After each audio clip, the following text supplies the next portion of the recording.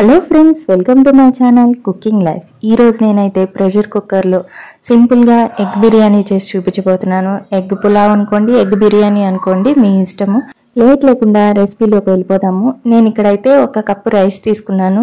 రైస్ని ఒక 2 సార్లు వాష్ చేసేసుకొని, బాస్మతి రైస్ వీటిల్లోకి వాటర్ యాడ్ చేసేసుకొని ఒక ½ అన్ అవర్ పాటు నానబెట్టేసుకోవాలి.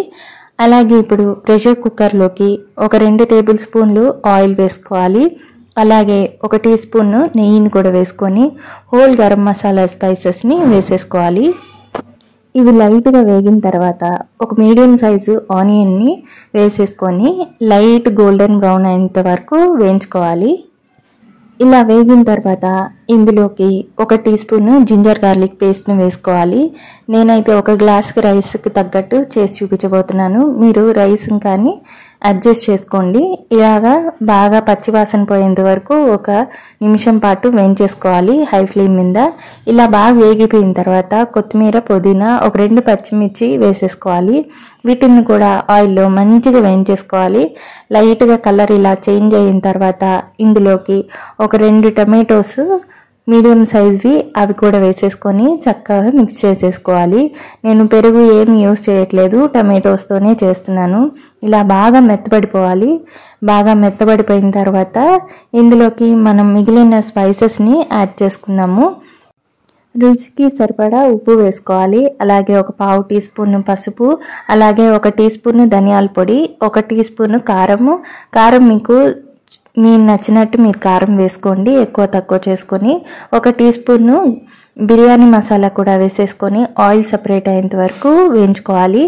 ఈ మసాలాలన్నీ పచ్చివాసన పోయి ఆయిల్ సపరేట్ అయ్యేంత వరకు 1 నిమిషం పాటు వేయించుకుంటే సరిపోతుంది. ఇలా ఆయిల్ సపరేట్ అయిన తర్వాత నేను ఒక 3 ఎగ్స్ని ఉడకబెట్టుకున్నాను. ఈ 3 ఎగ్స్ని ఘాట్లు పెట్టేసుకొని ఒక 2 నిమిషాల పాటు మంచి గ్రేవీలో బాగా వేయించుకోవాలి.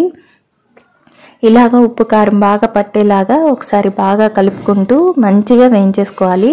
ఇలా బాగా వేగిపోయిన తర్వాత ఇందులోకి మనం నానబెట్టుకున్న రైస్ని ఇందులోకి వేసేసుకొని రైస్కి తగ్గట్టు వాటర్ యాడ్ చేసుకోవాలి. 1 వేసుకోవాలి. ఆల్రెడీ మనకి గ్రేవీ ఉంటుంది కాబట్టి నేను ఇక్కడ 1 వేస్తున్నాను అంతేను.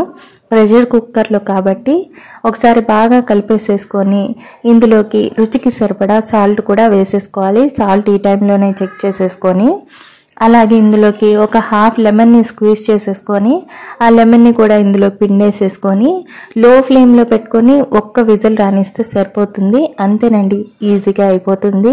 ప్రెషర్ కుక్కర్లో పెద్ద కష్టపడకుండా ఎగ్ బిర్యానీ చేసేసుకోవచ్చు. ఇలా తినాలనుకున్నప్పుడు ఇలా సింపుల్గా చేసేసుకోండి. కొంచెం లైట్గా చల్లారిన తర్వాత మనకి రైస్ కూడా పొడి పొడిగా వచ్చేస్తుంది. నేను ఒక ప్లేట్లోకి ఇలా బౌల్ ఇచ్చేసేసి ఈ రైస్ని అంతా విడివిడిగా చేసేస్తున్నాను. అంతే, చాలా సింపుల్గా అయిపోతుంది. చాలా ఈజీగా చేసేసుకోవచ్చు.